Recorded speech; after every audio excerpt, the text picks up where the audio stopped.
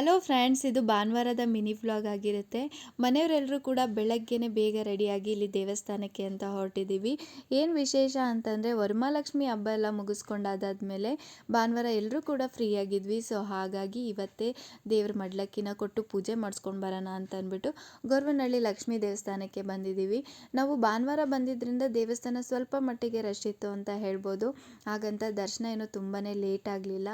ಹಬ್ಬ ಇದ್ದಿದ್ದರಿಂದ ದೇವರ ಅಲಂಕಾರ, ದೇವಸ್ಥಾನದ ಅಲಂಕಾರ ಎಲ್ಲ ತುಂಬಾ ಚೆನ್ನಾಗಿ ಮಾಡಿದರು. ದರ್ಶನ ಕೂಡ ತುಂಬಾ ಚೆನ್ನಾಗಾಯಿತು.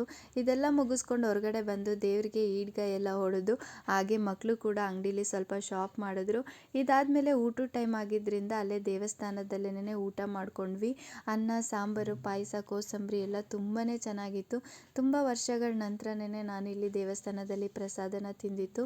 ತುಂಬ ಅಂದರೆ ತುಂಬ ಚೆನ್ನಾಗಿತ್ತು. ಹಾಗೆ ವರಮಹಾಲಕ್ಷ್ಮಿ ಹಬ್ಬದ ಲಾಗ್ ಕೂಡ ತುಂಬ ಜನ ಕೇಳ್ತಾ ಇದ್ರಿ. ಅದನ್ನು ಕೂಡ ನಾನು